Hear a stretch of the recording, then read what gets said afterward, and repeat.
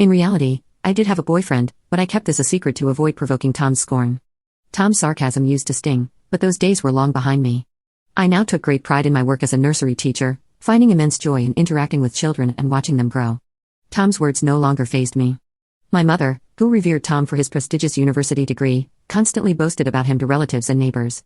In stark contrast, I was often treated as an afterthought. It was clear that my mother favored Tom and showered him with preferential treatment. Unlike her, my father always had my back.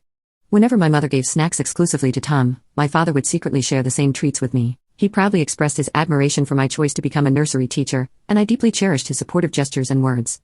My father was the CEO of a small company where Tom also worked. Unfortunately, the company's financial situation had been deteriorating recently. Despite my father's relentless efforts to cut the deficit and his late nights at the office, Tom remained indifferent. "I can't work for a company run by someone who looks so inept," Tom said, resigning from the company to take a position elsewhere. Since her marriage, my mother had stopped working and fully dedicated herself to managing the household. With no experience in supporting my father's business, she didn't grasp the challenges he faced. Despite witnessing his daily struggles, she criticized him for the company's lack of success. "The company is still struggling. If you don't resolve the deficit soon, I won't be able to buy that new bag from the magazine. Honestly, what are you doing every day? You're completely useless," my mother said. She had an insatiable appetite for spending, especially on luxury items, often making impulsive purchases. Her dismissive attitude toward my father, as if she couldn't see the value of his hard work, filled me with outrage. Though I wasn't a business expert, I'd witnessed my father's tireless efforts from a young age and understood how challenging it was to manage a business. My mother, who had been with him for years, should have recognized this as well. I couldn't fathom why she would blame him as though he were incompetent. One day, my frustration boiled over, and I confronted my mother, demanding she stop belittling my father. Her response was dismissive and condescending. "Why should I be scolded by someone like you? People without an education should keep their opinions to themselves. Don't speak on things you don't understand," she retorted. Tom, seemingly influenced by my mother's attitude, joined in and criticized me harshly. It was clear that despite sharing the same blood, our values and personalities were worlds apart. "Nancy, don't let their words affect you.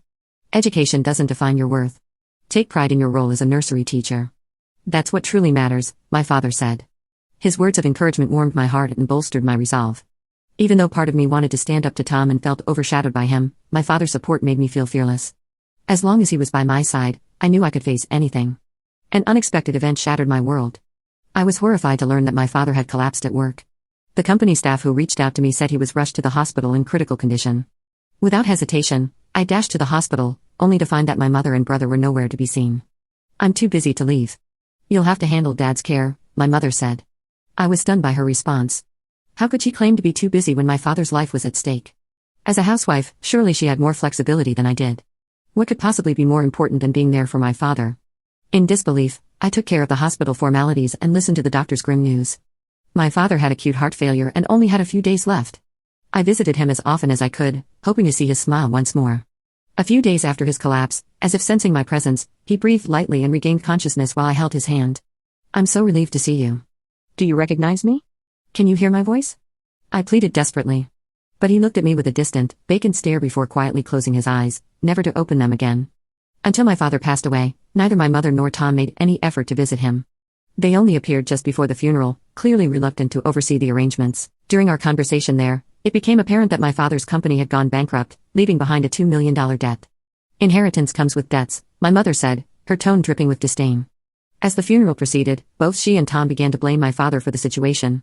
"He was unreliable in life, and now he's left us with this burden. What a curse," they complained. "What are we supposed to do about all this debt?" My mother wondered aloud. "I have a suggestion," Tom said with a smirk, turning his gaze toward me. "Since Dad had such a soft spot for you, why don't you inherit everything? You can also take on the debt.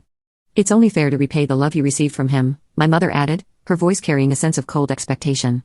Unbelievably, my mother and Tom were trying to offload both my father's inheritance and his debts onto me. Despite my father's passing, they were more concerned with their own interests than with mourning his loss. They had always belittled and ridiculed both my father and me, seeing us merely as tools for their gain.